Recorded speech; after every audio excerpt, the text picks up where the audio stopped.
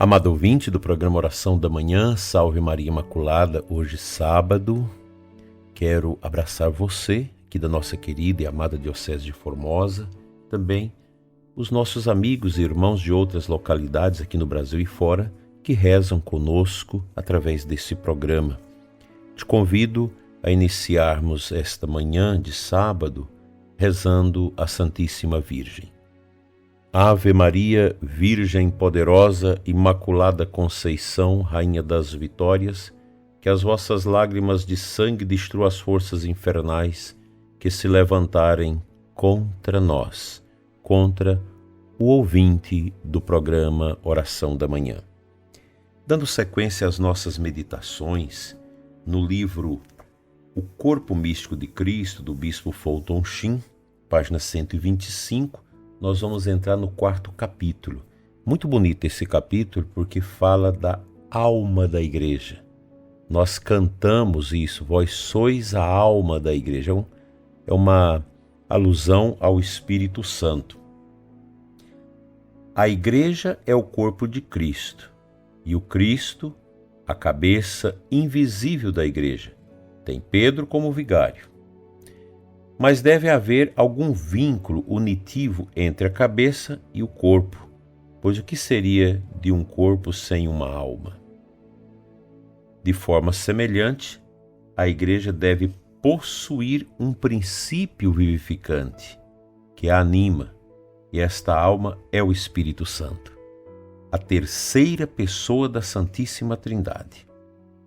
No princípio, quando Deus criou Adão, a cabeça da raça humana, pegou do pó da terra, inspirou o sopro da vida nele e contemplai. Os olhos se abrem, o coração bate e a humanidade começa. Gênesis 2:7.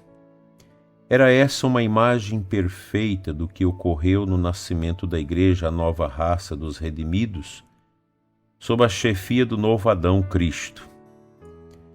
A igreja existia apenas na matéria bruta, com grandes artérias já formadas, a cabeça já designada, os membros já colocados, mas ainda não possuía uma alma.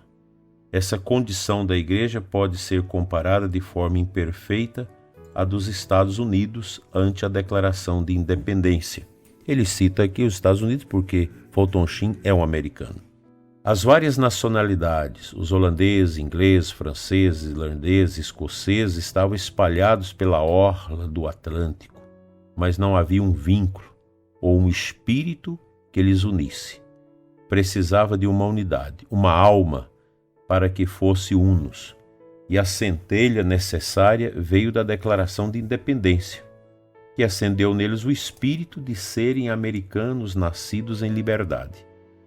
A igreja estava, de algum modo, nessa posição.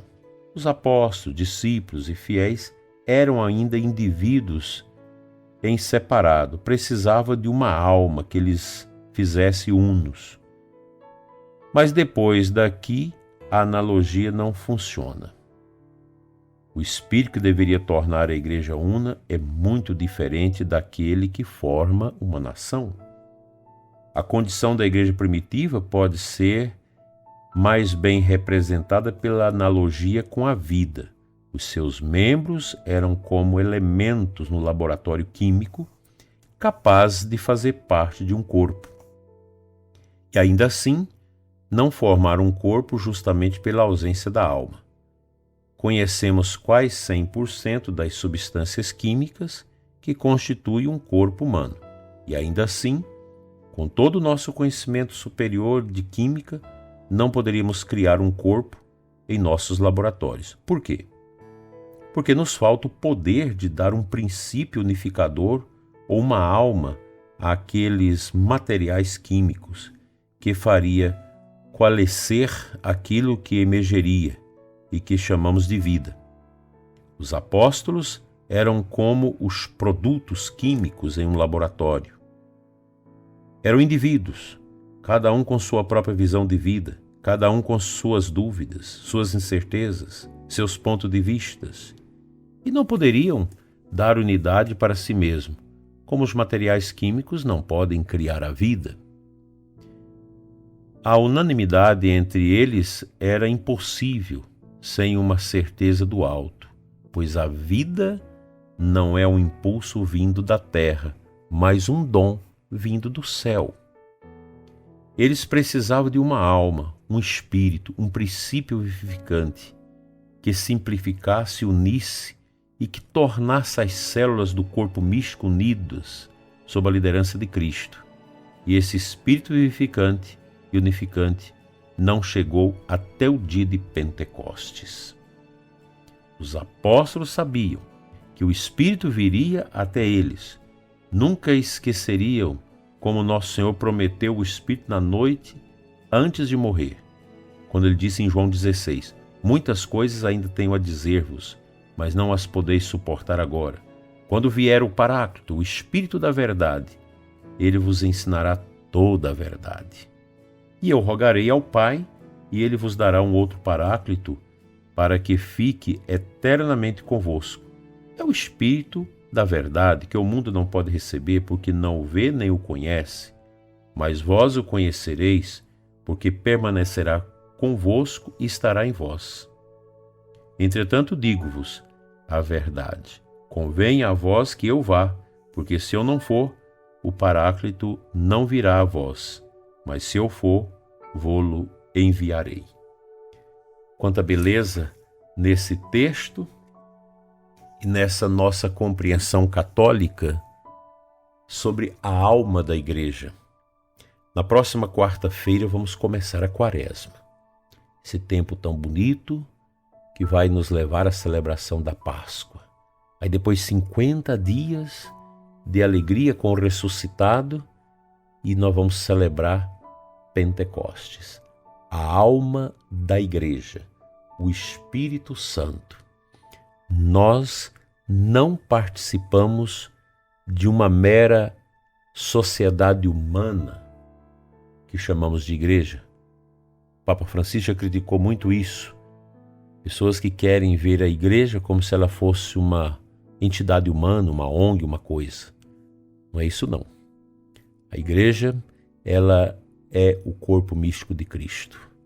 Ela é a união de todos os batizados que receberam o sacramento do batismo, e com esse sacramento e sobremaneira com a crisma que complementa o batismo, o Espírito Santo.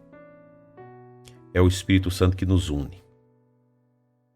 Nós somos esse grande corpo unido pelo Espírito Santo. Quanta beleza nisso! Cristo é a cabeça, mas ele quis produzir esse vínculo da cabeça com o corpo através de uma ânima, de uma vida que une, dando-nos o Espírito Santo. Nós já temos em nós o Espírito de Deus. São Paulo nos ensina que nós somos templos do Espírito Santo. O Espírito de Deus reside, habita em nós. A Virgem Maria é chamada também na tradição da igreja de esposa do Espírito Santo, porque ninguém como ela neste mundo ficou tão cheia do Espírito Santo. É o Espírito Santo que nos une, é o Espírito Santo que nos faz testemunhas vivas deste amor de Deus por nós que nos une. Amemos a nossa igreja, amemos os nossos trabalhos, amemos uns aos outros, amemos nossa comunidade, por mais pequenina que ela seja, porque ali nós temos uma alma que nos une ao corpo místico de Cristo, a cabeça da igreja que é Cristo, o Divino Espírito Santo. Amém.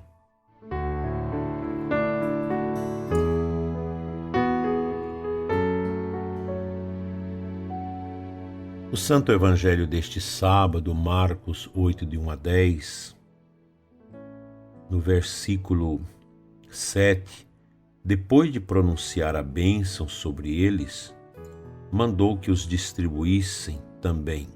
Comeram e ficaram satisfeitos e recolheram 7 cestos com os pedaços que sobraram.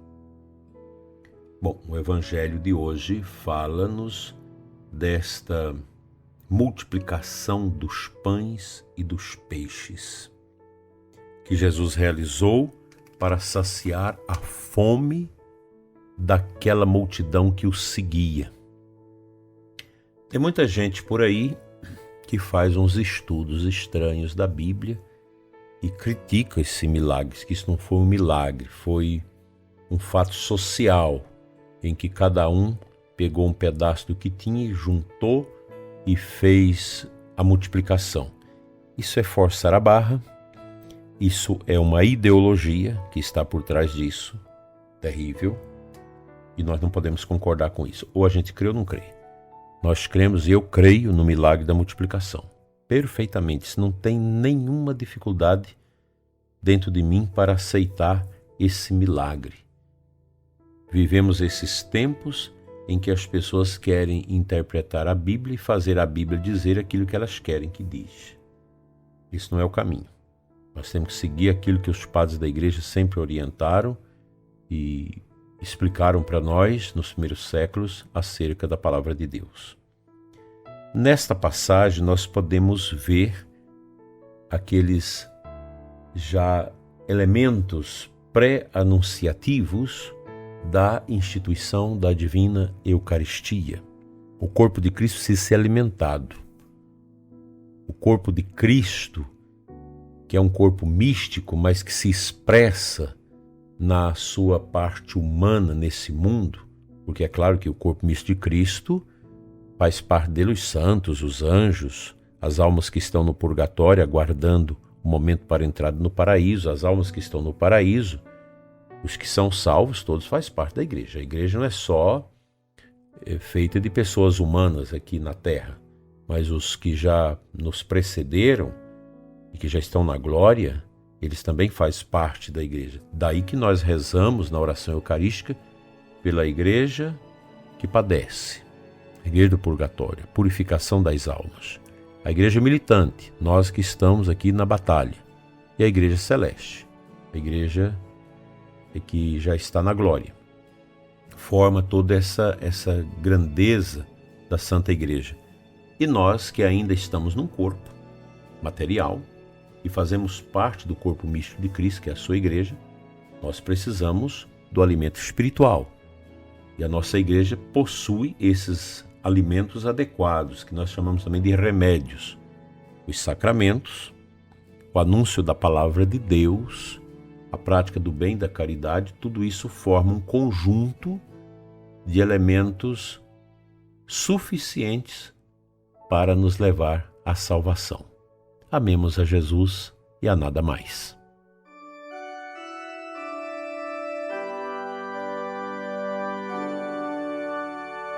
Pai Santo, eterno Deus, quero te louvar pela vida do ouvinte que ora comigo nesta manhã de sábado. Deus abençoa você que está doente, que está passando por desafios e sofrimentos. O bom Deus venha em auxílio à sua fraqueza e te dê a graça da paz, a graça do amor, a fortaleza de ânimo e o conhecimento suficiente da sua fé para alcançar a vida eterna. Deus te dê a santa paz, Deus te dê a cura, a restauração de tudo que te faz sofrer. Que a sua vida, prezado ouvinte, seja uma dádiva nas mãos de Deus.